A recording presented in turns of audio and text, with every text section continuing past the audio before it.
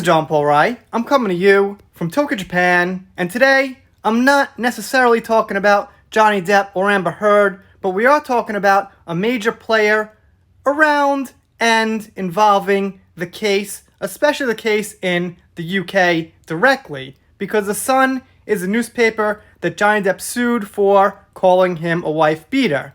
Now, this report here from The Guardian says Rupert Murdoch writes down value of Sun newspapers to zero. I'm not sure exactly what that means.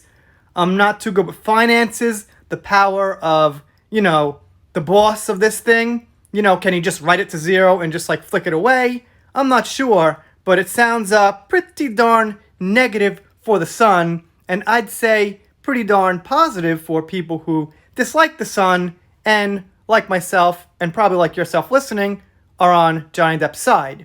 Let's see what they have to say. Okay, there's a word in here I have to fill in due to certain unspoken rules. But you'll know what I mean.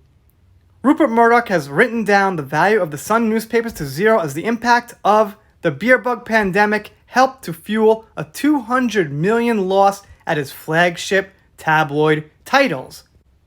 Advertising and sales revenues at The Sun and The Sun on Sunday plummeted, with turnover falling by 23% from $419.9 million to $324 million in the year to the end of June 2020. Let's just say $420 million to keep it simple.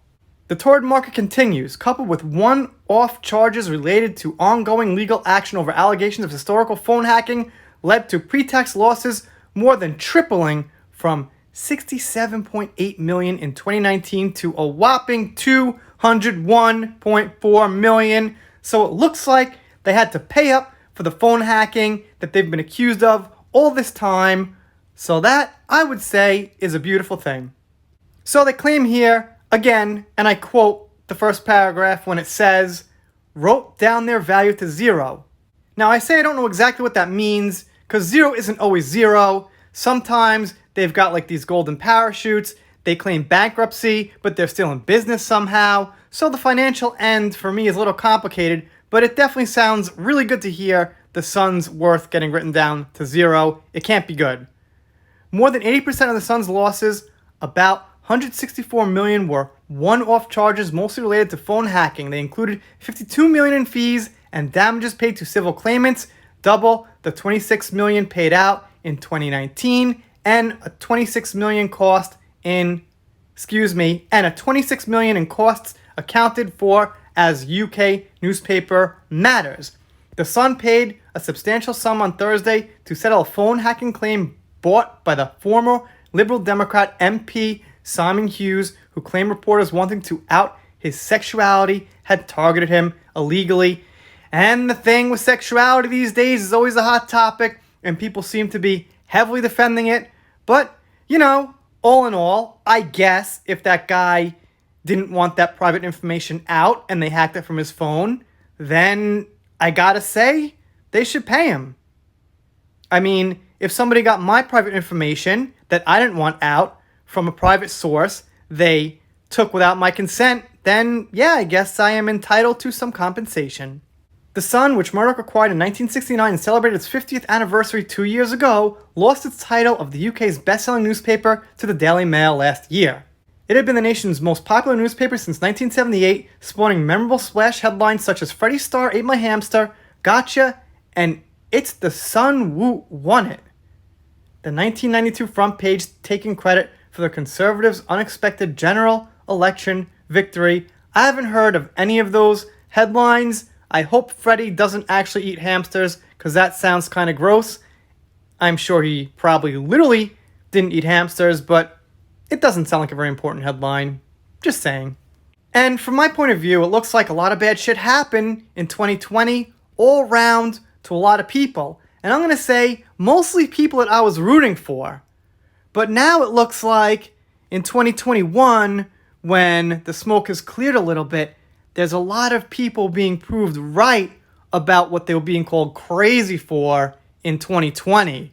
What they were being called monsters and racists and all the other silly names in the book are now coming out and being vindicated. They're being cleared. And this is just one example, let's just say one more example, of how, well, Johnny Depp can't get his decision reversed on the UK case against The Sun, but this is a pretty great fucking thing to show everybody and shove in their faces that The Sun isn't exactly writing factual reports all the time, and if they are writing factual reports, they're usually hacking people's phones, and they're not going out and doing real journalism and getting the source by agreement and consent and doing a good job. They're actually hacks. I mean, I guess I could kind of relate, but not really, because for me, it's a fucking gimmick. The channel's called E-Hacker or Entertainment Hacker, but that's just for fun. See, I'm not actually a hacker, and The Sun turns out to be actual hackers getting actual real money sucked out of their company, bank account, whatever. And I gotta say, for the people working for The Sun, there's about 600 people, roughly. You know, for those people who are just doing their job, just trying to, get some experience, I wish them the best. It's not like an evil organization where, like, everybody's bad. So, for them, caught in the crossfires, I wish you the best. I hope you could just move on. For the non-lies and the people actually doing their job, and maybe even the secret Justice for Johnny people on the inside, because out of 650 people, it's not like they're all going to be for Amber just because they're working for The Sun. Anyway, you guys, of course, let me know what you think down below. Anyway, that picture there, if you don't know, is Dan Wooten, and he was really, really for Amber against Johnny Depp, and I'd love to see his reaction to this little piece of great news. If you're not subscribed here, consider it. I'm doing shoutouts, special thanks, things like that. If you don't subscribe, I'll be pretty sad, but I'll get over it. See you next time.